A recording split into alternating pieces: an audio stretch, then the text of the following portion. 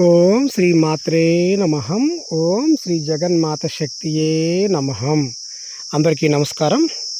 ఈ యొక్క వీడియోలో నరదిష్టికి, కనుదిష్టికి, అలాగే శత్రువశాలకి, శత్రు ప్రయోగాలకి, మనపైన ఎవరైనా చేతబడి, బాణామతి, చెడు ప్రయోగాలు ఇలాంటి ఏ రకమైన సమస్యలతో బాధపడుతున్నా, మనపైన ఎవరైనా ఏదైనా చెడు ప్రయోగాలు చేశారు అని ఒక అనుమానంతో ఎవరైనా బాధపడుతూ ఉన్నట్లయితే వారందరికీ ఈ యొక్క వీడియో అనేది ఒక ప్రత్యేకం.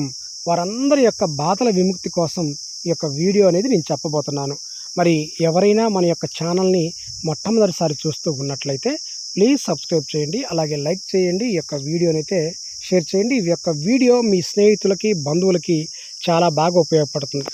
మరి మన పైన చెడు ప్రయోగాలు చేశారు అని ఒక అనుమానంతో ఎవరైతే నిత్యం కూడా మానసికంగా బాధపడుతూ ఉన్నారో, మానసిక సంఘర్షణకు లోనవుతూ ఉన్నారు, వారు ఈ యొక్క వీడియోను చూడండి. ఈ యొక్క వీడియోను చూసి ఈ యొక్క వీడియోలో పరిహారం చేయండి.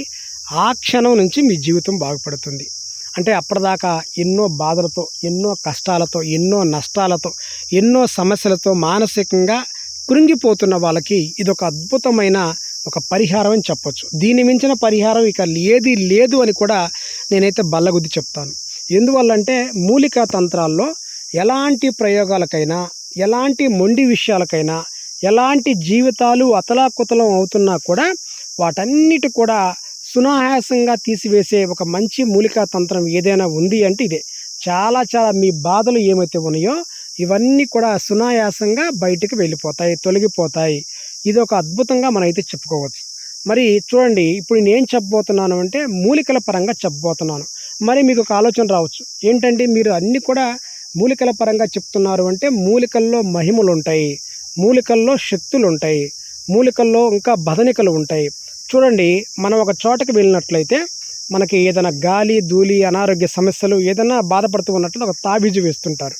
ఆ తాబీజు లోపల రాగి బిల్ల కానీ, రాగి యొక్క గొట్టం కానీ ఉన్న దాని లోపల ఈ మూలికలే ఉంటాయి, వేర్లు ఉంటాయి. ఎందువల్లంటే ఈ వేర్లు అనేవి మన శరీరం పైన ప్రభావితం చూపుతూ ఉంటాయి, మన దేహం పైన ప్రభావితం చూపుతూ ఉంటాయి.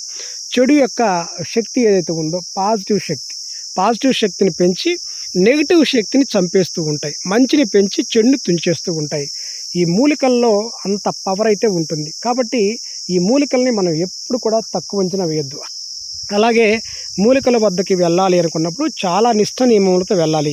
ఎలా పడితే అలా వెళ్ళటం వల్ల మూలికల వద్దకి చాలా మహాపాపం అయితే అవుతుంది. మరొక విషయం ఏంటంటే, ఈ మూలికలు ఎంత శక్తివంతంగా కలిగి ఉంటాయి అంటే, ఎప్పుడైతే మనం ఒక చెట్టుని పరిపూర్ణంగా మనం నమ్మి, ఎప్పుడైతే మనం ఆర్తితో ప్రేమిస్తామో, ప్రీతికరంగా దీన్ని మనం చూస్తామో, ఆ క్షణం నుంచి ఆ చెట్టు కూడా, అంటే చెట్లే ప్రకృతి మనం ఏం చేస్తే దాన్ని తిరిగి మనకు అదే ఇస్తుంది. మనం ప్రకృతిని నాశనం చేస్తే అది మనల్ని తిరిగి నాశనం చేస్తుంది. ప్రకృతికి మనం ఏదైనా మేలు చేస్తే అది తిరిగి మనకు మేలు చేస్తుంది. ఈ ప్రకృతిలో ఉన్న పంచభూతాలు గాలి, నీరు, నిప్పు, భూమి, ఆకాశం, అలాగే వృక్షజాతి, అలాగే జీవజలాలు ఏమైతే ఉన్నాయో వీటిని మనం ఎప్పుడు కూడా ప్రేమించాలి.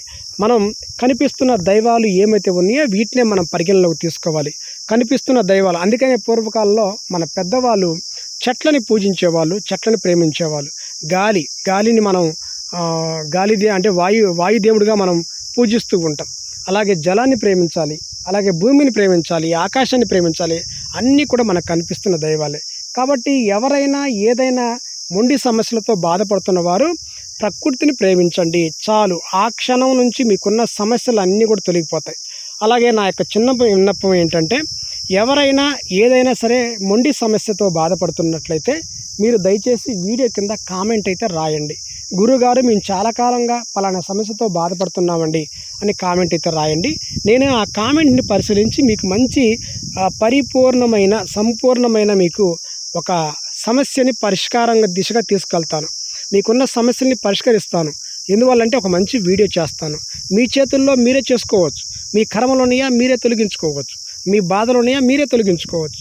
కాబట్టి మీరు దయచేసి మొహమాటం లేకుండా మీ సమస్యని కామెంట్ అయితే రాయండి. మరి ఇప్పుడు చెడు ప్రయోగాలకి, నరదిష్టి, కనుదిష్టికి, మరి చేతబడి, బాణామతికి, ఇలాంటి ఎన్నో రకాల సమస్యకి పరిష్కారం ఏంటో ఈ యొక్క వీడియోలో మీకైతే నేను చెప్పబోతున్నాను. చాలా చిన్న పరిహారం ఇది, ఎలాంటి శ్రమ ఖర్చు లేని పరిహారం. చూడండి,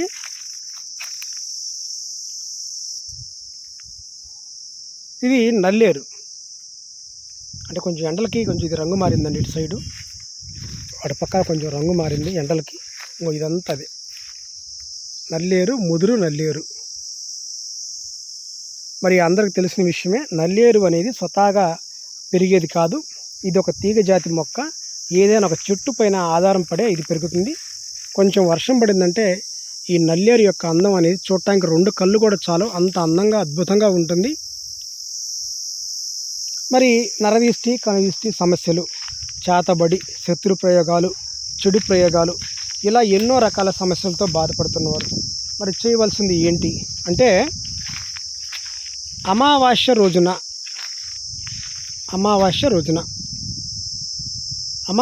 మీరు ఏం చేయాలంటే, లేదంటే గురువారం రోజున అమావాస్య కానీ, లేదంటే గురువారం రోజున కానీ, లేదంటే ఇక ఆదివారం రోజున కానీ. కొంతమందికి అమావాస్య రోజు చెట్లు వేయటానికి ఇష్టపడరు.